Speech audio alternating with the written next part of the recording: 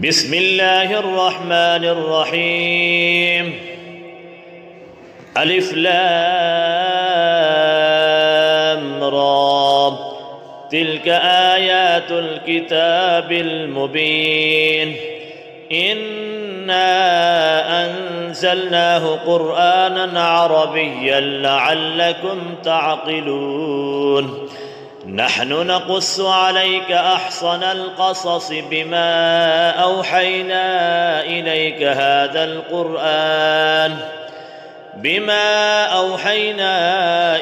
هذا القرآن وإن كنت من قبله لمن الغافلين.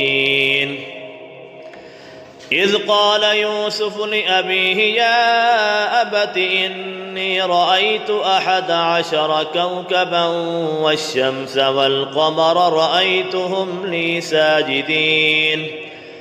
قال يا بني لا تقصص رؤياك على إخوتك فيكيدوا لك كيدا إن الشيطان للإنسان عدو مبين. وكذلك يجتبيك ربك ويعلمك من تأويل الأحاديث ويتم نعمته عليك وعلى آل يعقوب كما أتمها على أبويك من قبل إبراهيم وإسحاق إن ربك عليم حكيم. لقد كان في يوسف وإخوته آيات للسائلين إذ قالوا ليوسف وأخوه أحب إلى أبينا منا ونحن عصبة إن أبانا لفي ضلال مبين. اقتلوا يوسف أو اطرحوه أرضا يخل لكم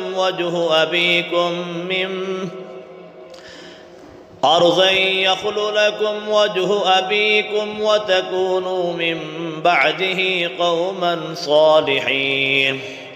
قال قائل منهم لا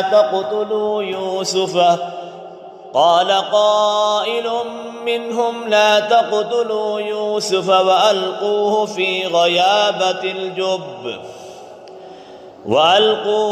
غيابة الجب يلتقطه بعض السيارة إن كنتم فاعلين.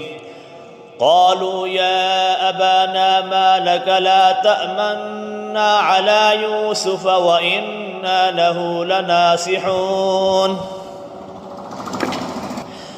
أرسله معنا غدا يرتع ويلعب وإنا له لحافظون. قال إني ليحزنني أن تذهبوا به وأخاف أن يأكله الذئب وأنتم عنه غافلون. قالوا لئن أكله الذئب ونحن عصبة إنا إذا لخاسرون. فلما ذهبوا به وأجمعوا أن يجعلوه في غيابة الجب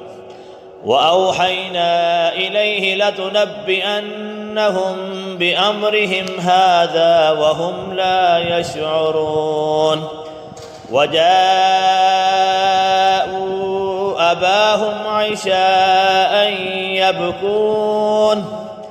قالوا يا أبانا إنا ذهبنا نستبق وتركنا يوسف عند متاعنا فأكله الذئب وما أنت بمؤمن لنا ولو كنا صادقين. وجاءوا على قميصه بدم كذب قال بل سولت لكم أنفسكم أمرا فصبر جميل والله المستعان على ما تصفون. وجاءت سيارة فأرسلوا واردهم فأدلى دلوه قال يا بشرى هذا غلام وأسروه بضاعة والله عليم بما يعملون وشروه بثمن بخس دراهم معدودة وكانوا فيه من الزاهدين وقال الذي اشتراه من مصر لامرأته أكرمي مثواه عسى أن ينفعنا أو نتخذه ولدا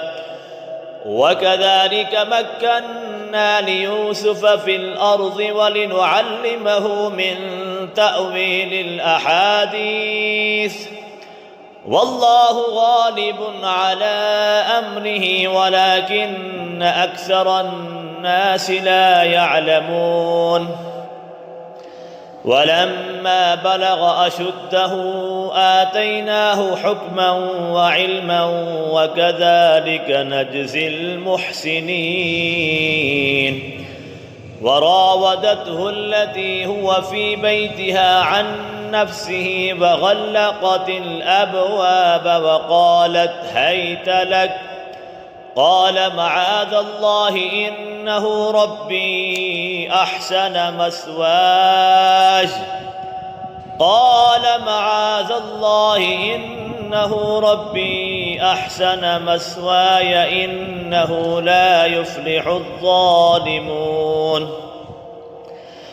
ولقد همت به وهم بها لولا أن رأى برهان ربه كذلك لنصرف عنه السوء والفحشاء إنه من عبادنا المخلصين واستبق الباب وقدت قميصه من دبر وألف يا سيدها لدى الباب قالت ما جزاء من أراد بأهلك سوءا إلا أن يسجن أو عذاب أليم قال هي راودتني عن نفسي وشهد شاهد من أهلها إن كان قميصه قد من قبل فصدقت وهو من الكاذبين وإن كان قميصه قد من دبر فكذبت وهو من الصادقين فلما رأى قميصه قد من دبر قال إنه من كيدكن إن كيدكن عظيم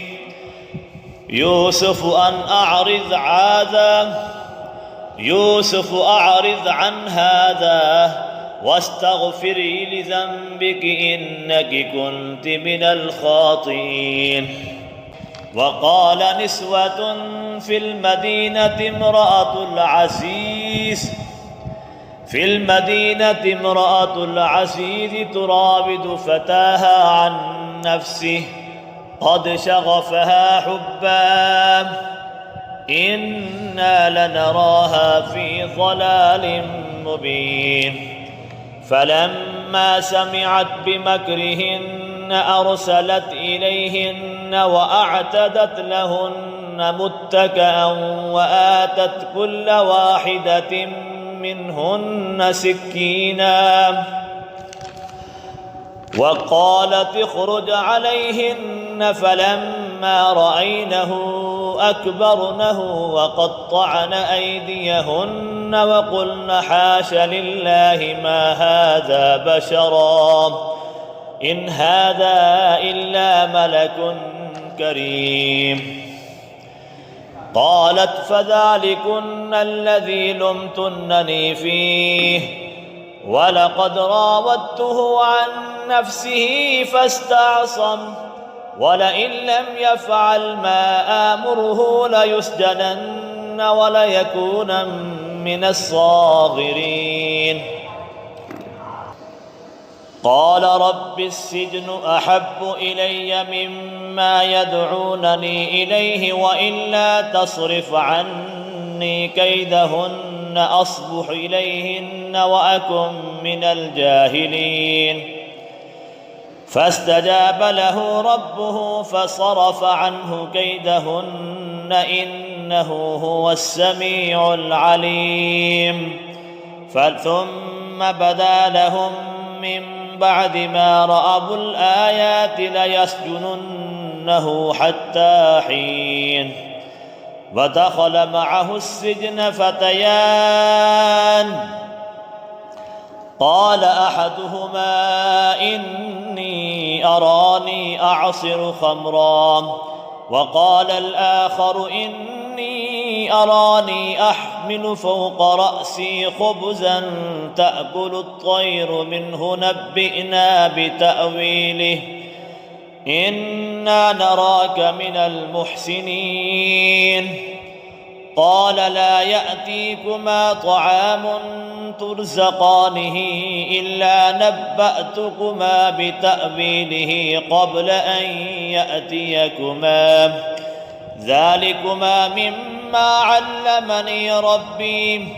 إني تركت ملة قوم لا يؤمنون بالله وهم بالآخرة هم كافرون. واتبعت ملة آبائي إبراهيم وإسحاق ويعقوب ما كان لنا أن نشرك بالله من شيء ذلك من فضل الله علينا وعلى الناس ولكن أكثر الناس لا يشكرون. يا صاحبي السجن أأرباب متفرقون خير أم الله الواحد القهار. ما تعبدون من دونه إلا أسماء سميتموها أنتم وآباؤكم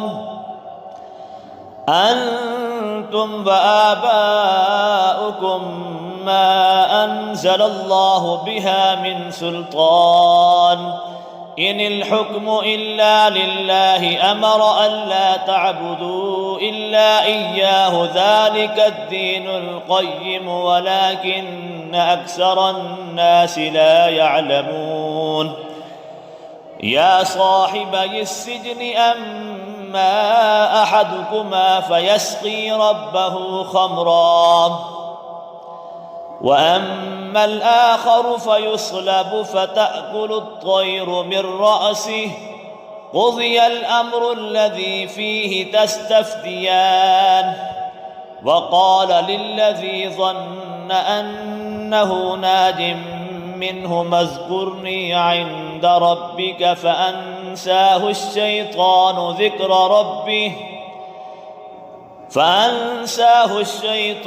ذكر ربه فلبث في السجن بضع سنين. وقال الملك إني أرى 7 بقرات سمان يأكلهن 7 عجاف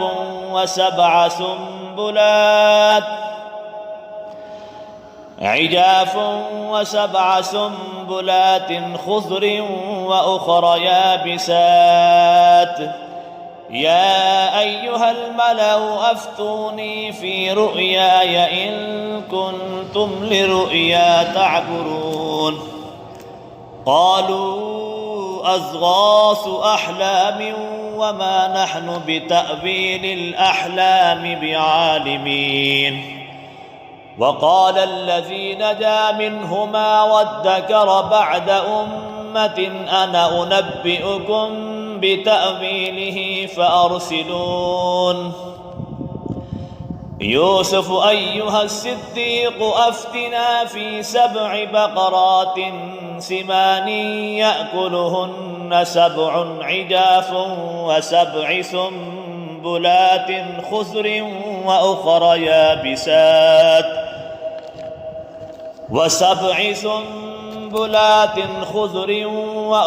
يابسات لعلي أرجع إلى الناس لعلهم يعلمون. قال تزرعون 7 سنين دأبا فما حصدتم فذروه في سنبله إلا قليلا مما تأكلون ثم يأتي من بعد ذلك 7 شداد يأكلن ما قدمتم لهن إلا قليلا مما تحسنون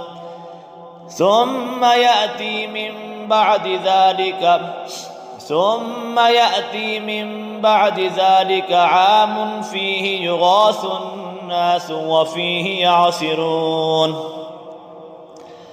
وقال الملك ائتوني به فلما جاءه الرسول قال ارجع إلى ربك فاسأله ما بال النسوة اللاتي قطعن أيديهن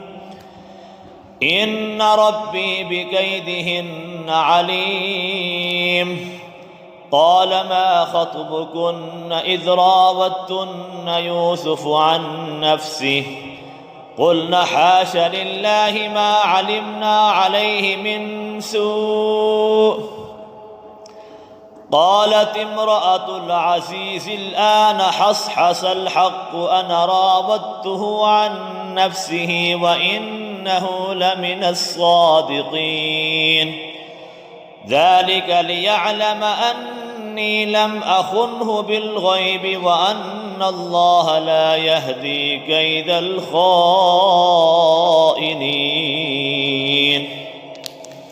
وما أبرئ نفسي إن النفس لأمارة بالسوء إلا ما رحم ربي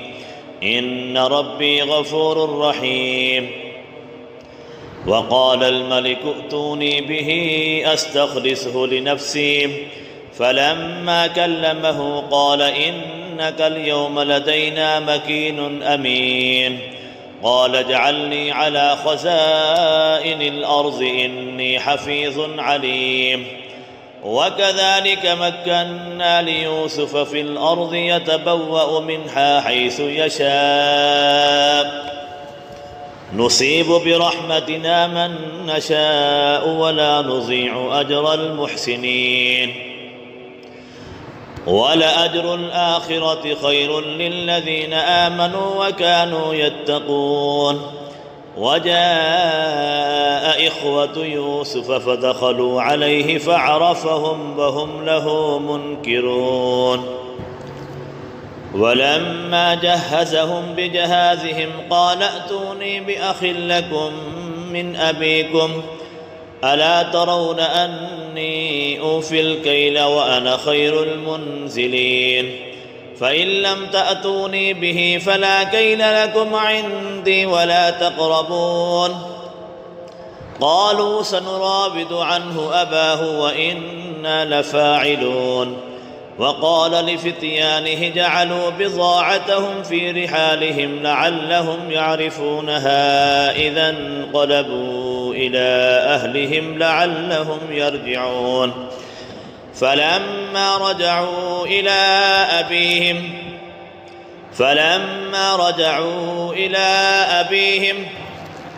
قالوا يا أبانا منع منا الكيل فأرسل معنا أخانا نكتل وإنا له لحافظون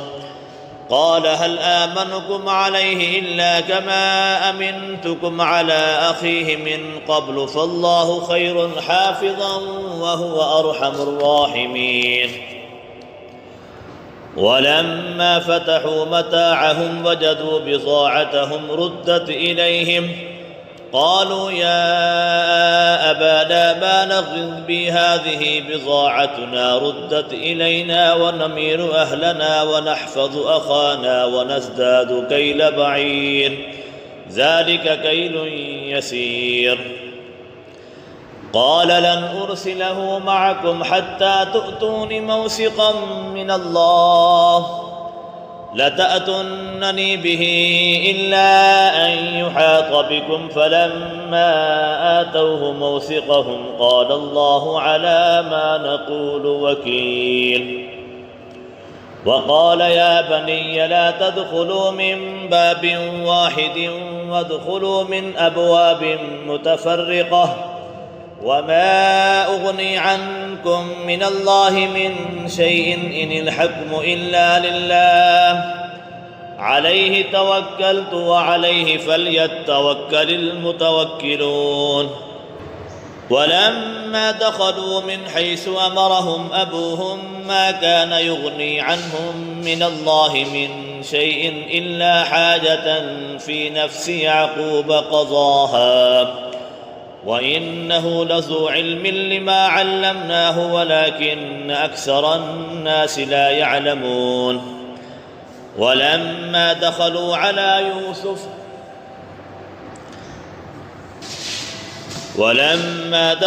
على يوسف آوى إليه أخاه قال إني أنا أخوك فلا تبتئس بما كانوا يعملون. فلما جهزهم بجهازهم جعل السقاية في رحل أخيه ثم أذن مؤذن أيتها العير إنكم لسارقون. قالوا وأقبلوا عليهم ماذا تفقدون؟ قالوا نفقد صواع الملك ولمن جاء به حمل بعير وأنا به زعيم.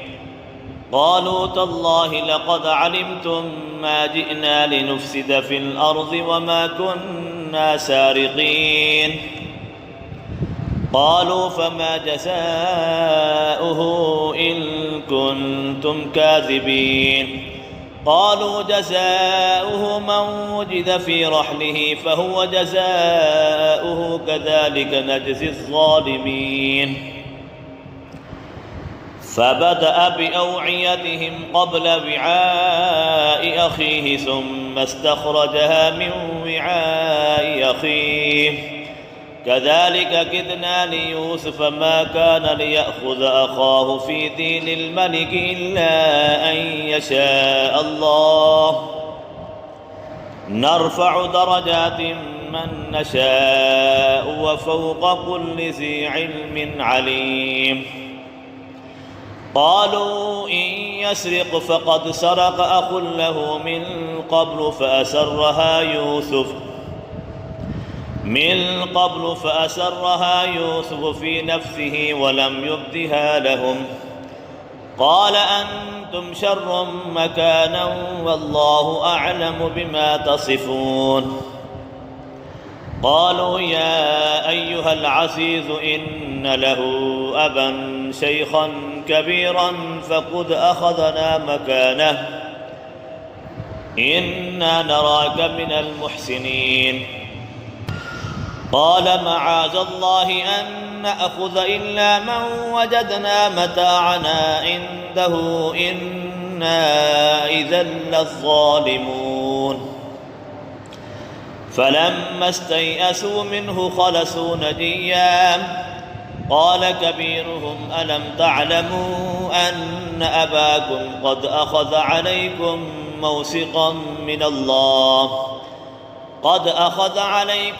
موثقا من الله ومن قبل ما فرطتم في يوسف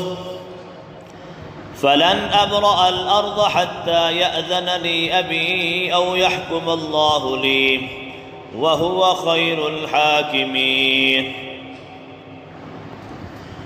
ارجعوا إلى أبيكم فقولوا يا أبانا إن ابنك سرق وما شهدنا إلا بما علمنا وما كنا للغيب حافظين. واسأل القرية التي كنا فيها والعير التي أقبلنا فيها وإنا لصادقون. قال بل سولت لكم أنفسكم أمرا فصبر جميل عسى الله أن يأتيني بهم جميعا إنه هو العليم الحكيم. وتولى عنهم وقال يا أسفا على يوسف وابيضت عيناه من الحزن فهو كظيم. قالوا تالله تفتأ تذكر يوسف حتى تكون حرضا أو تكون من الهالكين قال إنما أشكو بثي وحزني إلى الله وأعلم من الله ما لا تعلمون يا بني اذهبوا فتحسسوا من يوسف وأخيه ولا تيأسوا من روح الله إنه لا ييأس من روح الله إلا القوم الكافرون فلما دخلوا عليه قالوا يا أيها العزيز مسنا وأهلنا الضر وجئنا ببضاعة مزجاة فأوف لنا الكيل وتصدق علينا إن الله يجزي المتصدقين قال هل علمتم ما فعلتم بيوسف وأخيه إذ أنتم جاهلون قالوا أئنك لأنت يوسف قال أنا يوسف وهذا أخي قد من الله علينا إنه من يتق ويصبر فإن الله لا يضيع أجر المحسنين قالوا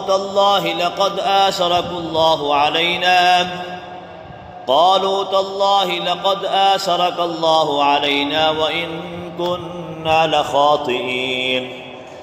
قال لا تثريب عليكم اليوم يغفر الله لكم وهو أرحم الراحمين اذهبوا بقميصي هذا فألقوه على وجه أبي يأت بصيرا وأتوني بأهلكم أجمعين ولما فصلت العير قال أبوهم إني لأجد ريح يوسف لولا أن تفندون قالوا تالله إنك لفي ضلالك القديم فلما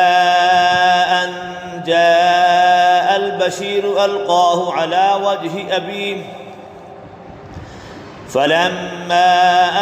جاء البشير ألقاه على وجهه فارتد بصيرا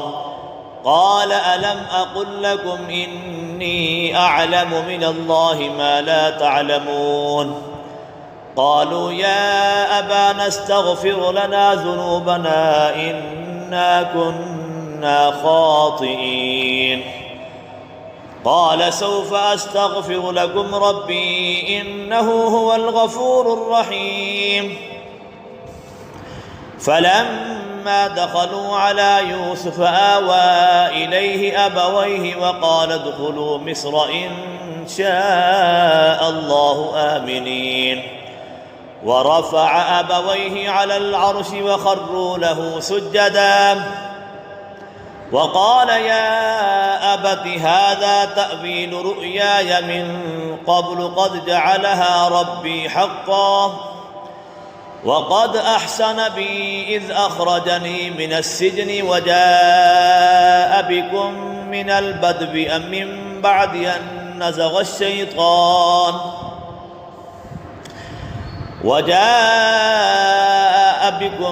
البدو من بعد أن نزغ الشيطان بيني وبين إخوتي إن ربي لطيف لما يشاء إنه هو العليم الحكيم رب قد آتيتني من الملك وعلمتني من تأويل الأحاديث فاطر السماوات والأرض أنت وليي في الدنيا والآخرة توفني مسلما وألحقني بالصالحين ذلك من أنباء الغيب نوحيه إليك وما كنت لديهم إذ أجمعوا أمرهم وهم يمكرون وما أكثر الناس ولو حرصت بمؤمنين وما تسألهم عليه من أجر إن هو إلا ذكر للعالمين وكأي من آية في السماوات والأرض يمرون عليها وهم عنها معرضون وما يؤمن أكثرهم بالله إلا وهم مشركون أفأمنوا أن تأتيهم غاشية من عذاب الله أو تأتيهم الساعة بغتة وهم لا يشعرون قل هذه سبيلي أدعو إلى الله على بصيرة أنا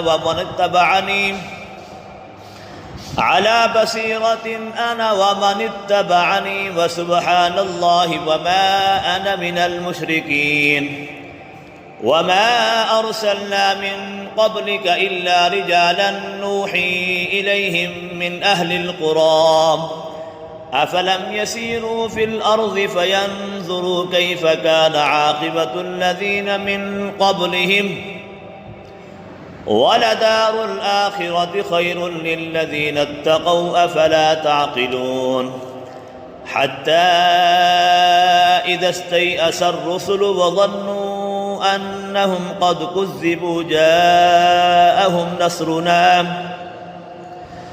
قد كذبوا جاءهم نصرنا فنجئ من نشاء ولا يرد بأسنا عن القوم المجرمين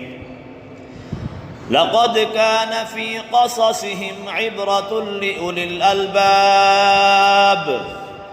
ما كان حديثا يفترى ولكن تصديق الذي بين يديه وتفصيل كل شيء